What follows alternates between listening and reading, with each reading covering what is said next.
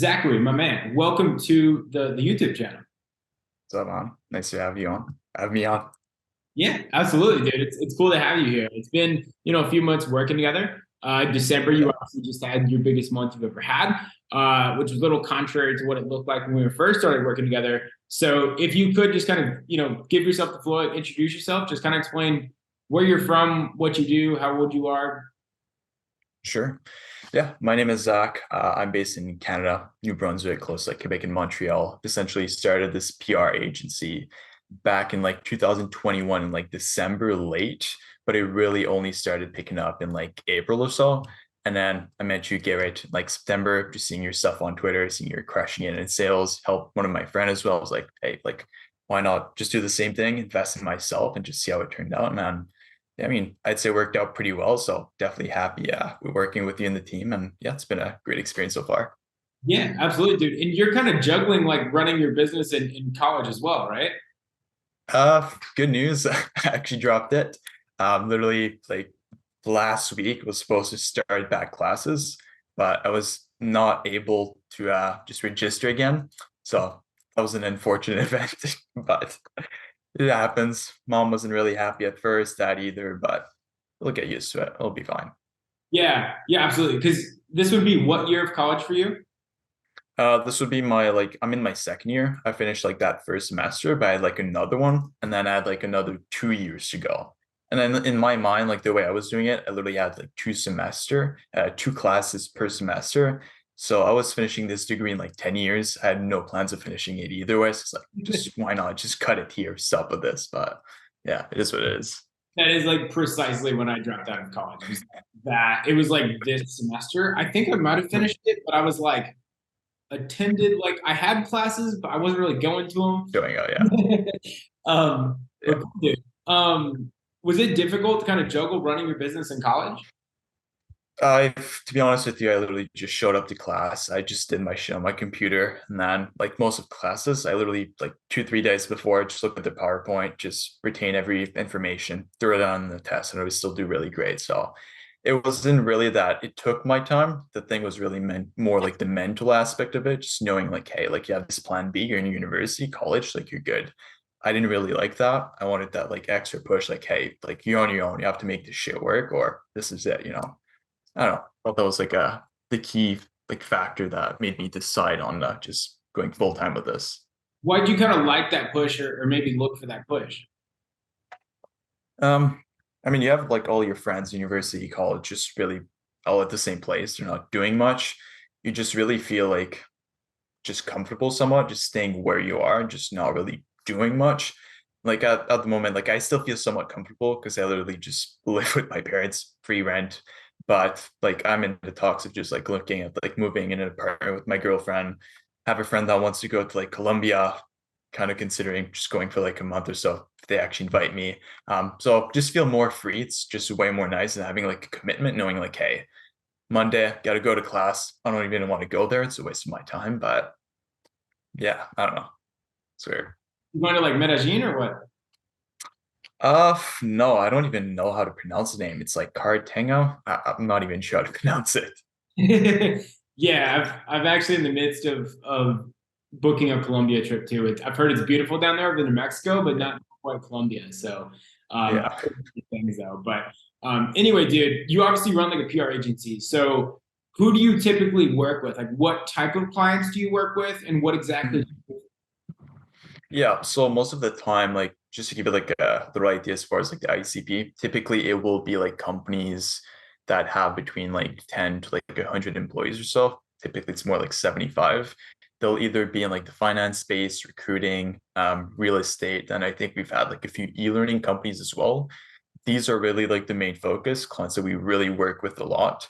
At the start of my journey, like we've focused really strictly on like just like real estate, literally hitting realtors, and quickly realized after booking like 100 calls and just seeing that literally all of them were broke, that we decided to focus in more towards like brokerages, CEOs, founders that work way more like efficiently because a lot of them would really see the value in investing for their company, helping their agents with like the extra credibility, etc. So when we did that shift, started picking up, and then from there we just started doing a lot of industries. But as far as like really what we do, The main focus of just our firm is really just helping these clients get featured in like these major media publication sites. So sites like Bloomberg, Yahoo Finance, the Forbes, really like these big publication sites. It could be like an industry specific one, like finance, tech, maybe local as well, maybe like in Los Angeles. You could think of like LA Weekly. And the main goal with that is obviously get more exposure, but the credibility is like one of the main goals. So we don't just get these clients featured. What we do is we actually help them in the back end to really just leverage that coverage to be like a key differentiating factor in everything that they do. So really just stand out from the competition instead of just being the average Joe that offers this service. You're the average Joe that got featured in Yahoo, Bloomberg, etc. And then people just see you more as someone credible that has this expertise, if that makes sense. Yeah, But yeah, that's really good. I think that's what separates good PR agencies from great PR agencies. It's like, you know, a certain amount of people can, you know, get you into the article, get you into Bloomberg, Forbes, whatever. But Yeah. only good and great PR agencies can be like, hey, we're going to show you exactly how to leverage this asset to make you the most money, get you the most reach, and give you the most like credibility. And I think that's kind of what stand out to most is you understand that back end process extremely well. Essentially, yeah. And I mean, we take more of like a guaranteed placement approach as well. So anything that we do, it's guaranteed just using our relationships that we built, some platform where authors, contributors, etc. So it's just really easy to do so. And then, as I mentioned, it's more of like a done with you approach, anything marketing wise, instead of just getting these articles up for these clients and just telling them, hey, good luck. Let me know if it works out. It's just really not like the approach we're striving for, really. Right. And you want to work very parallel with them because you don't want their brand voice or them to be misrepresented in some way, shape, or form. So it kind of has to be done with you to mesh well with their brand. Essentially, and we typically have like one or two strategy sessions, really depending on like how long the project is. If it's like getting them in like 12 publication, then obviously it'll probably be more like two strategy session. We'll do a few publication, adapt to what they're currently doing, and then maybe in like 3-4 months, look at any new marketing efforts they're doing, then just adapt that to these new marketing efforts as well. So it's really depending on like their use case and what they're doing, but obviously we want to look at what they're doing branding, marketing wise, and just make sure that it's effectively going to be leveraging literally all aspects.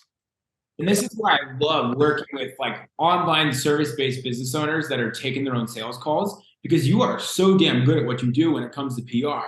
But conveying that on a sales call was a challenge for you when we previously, you know, before we started working together. So what were you kind of at revenue wise before working together, and what were kind of your struggles at that time? Yeah, so like directly when I started in like April, I'd say we made probably like 1.8K like the first month. Afterwards, probably same thing. And then we had like 1 month that we did like 7K. But afterwards, for like 2 months or so, just started slowing down 1.8. That was pretty much it. Then in September, we had like a 5K month. And that's actually when I started working with you. And then afterwards, if I remember it correctly, we had like October, which was like my first 10K month. After November 16 and December 33. So kind of just started scaling up, and then January we're doing pretty well as well. So I think we have a pretty good baseline for the year. Cool. So you're kind of floating around like 2K a month to like 5K a month, and then you jumped to 10K and then 33K within a relatively short amount of time. That's obviously like 8 to like 10x from like the 2K or so you were at. So like, you know, that's massive. What were the biggest pivots that you took to essentially like 10x your business? I'd say like the key factors really just the way you taught sales. You had like a really specific structure as far as like the sales map, as far as like where they are in the process, just digging for pain, and then just like having that structure was really helpful because a lot of what I used to do on these past sales calls is I would literally just ask questions about what they wanted with PR, how they wanted the article to look, just really questions that didn't make sense, really trying to qualify them, seeing if they had any money or anything like that, disqualifying them. That was like really one of the things that just had like myself a lot of bad leads in the pipeline, people that just obviously weren't interested, couldn't pay for this, and just wasting a lot of time. So definitely your sales structure, that was amazing. That was a big shift that definitely helped me for sure. Yeah. And you kind of almost took more of like a customer service type approach to the conversation, which is like, what do you want? Like, how can I help? You can do this, you can do that. Yeah. But there were a couple of things that were off. And I think once you had a structure and a flow of how the conversation would go, and you knew subconsciously we're trying to, you know, increase our status and do this and that, like it got easier to sell when you kind of figured out how to take it from a surface level conversation Yeah. to much deeper. Did you find yourself charging lower prices before your sales ability was down? Yeah, I was definitely charging lower prices. Now started to up them, trying some new stuff. It works great, but really just being able to like set that agenda, just setting like the frame, then going into the current situation, future situation, then towards the end, just selling like the outcome somewhat versus like the deliverable. That was really a big help on the general process for sure. Interesting. Okay, cool. And obviously, like I'm sure there's people watching that may have interest in like working with you. So you don't have to say specific numbers, but how much did you kind of increase your prices? And were you changing service delivery or were you just simply raising your prices? Really more just raising the prices and just going for like bigger publications. I just realized that the value of the service we offered was obviously worth more than we're charging for. So at the moment, like before we were charging like 1.5K like minimum to start with us. Now it's more along the 5K range if you want to start working with us, and then can go up to like the 20K, even more range depending on like what you want. Because we do offer a lot of PR stuff, whether it's TV, podcasts, placement, it's all over the place. Yeah, it's the biggest commonality I've seen between founders that are again phenomenal at what they do. Like you're good at PR, you just didn't know how to convey that in an actual sales call. So what tends to happen is they start charging lower prices, and when you charge lower prices, you attract people that like to pay lower prices. So you're working with clients that you really want to work with, and you're getting underpaid for something you're actually great at. So you kind of tweak your sales process, you get to the point where you're making more money and you're working with less clients that you actually enjoy working with. Yeah. I presume, because like the person who pays more Yeah, definitely. making good money isn't like haggling you and like down your back about certain things. No, they're not. No, it's great having a higher paying client. They literally just let you do the work. They check in a few times, then you're good to go. Versus these other smaller clients that might take more of your time, be more demanding. Yeah, it's way easier working with these higher paying clients for sure. Yeah, interesting. Because you get all your Jesus, you get all of your calls through like Covina, correct?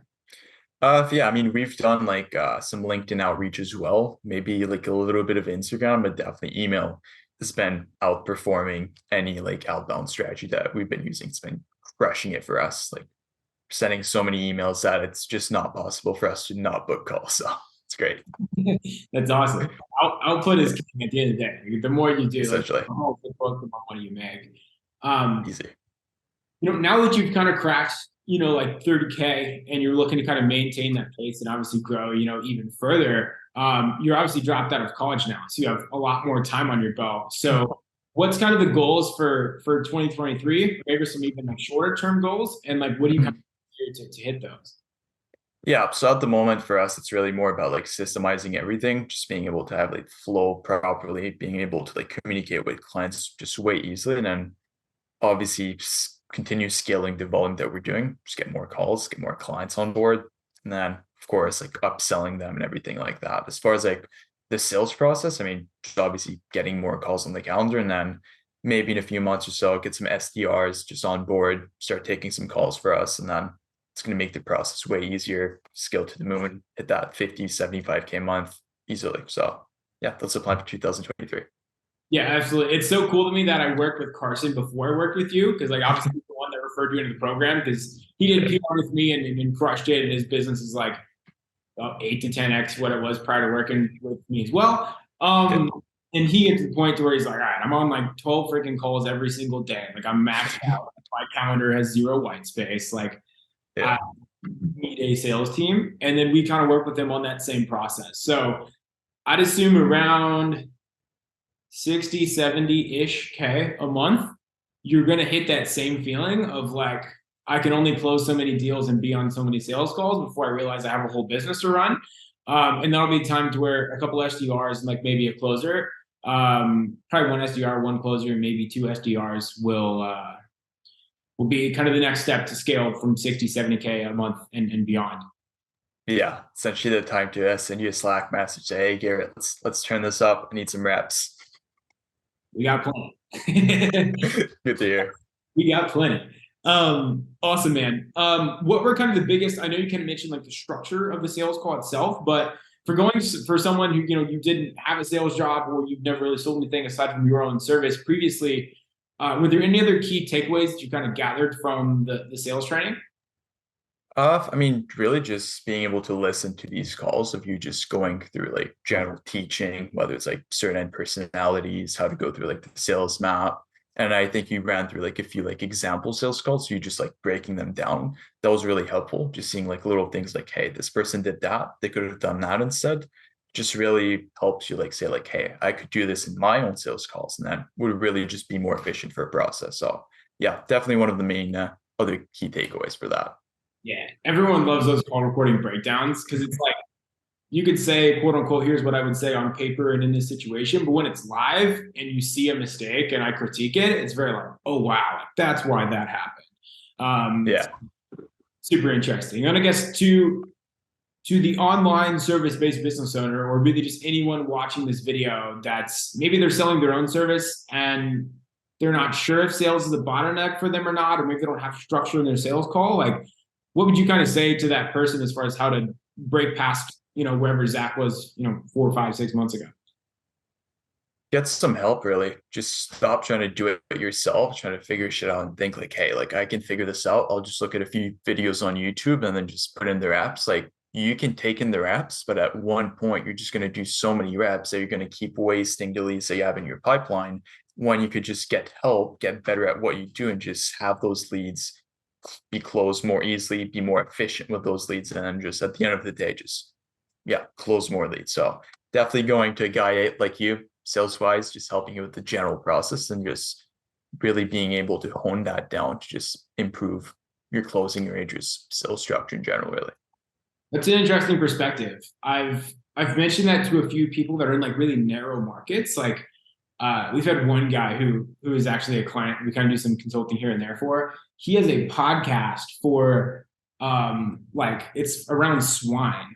Like swine is like pigs. So like they sell like vaccines for pigs and pig feed and stuff like that. It's like there are only so many like pig vaccine companies and pig feed companies, like really narrow market that you can go deep into. But I'm like, how many days are going to go on before you're burning leads in an already narrow market? And I think that's what people kind of forget is, oh, like I'll just get better through time. But it's like, as much as this world is abundant and there are 7-8 billion people on this planet, like there are only so many people within your actual market. And every day that goes on to where you're fumbling the bag on sales calls and you don't know exactly what you're doing wrong, you don't have any structure with your sales calls, like another lead is burnt. And on top of that, the reputation is burnt. It's, oh, I hopped on a call with Zach and yeah, he didn't really sound like he knew what he was doing. So he went with some other guy. Like that ripple effect of your reputation of, yeah, I talked with him. Like, I just don't really think it was for me. Like, it sounds like there's better guys out there. Like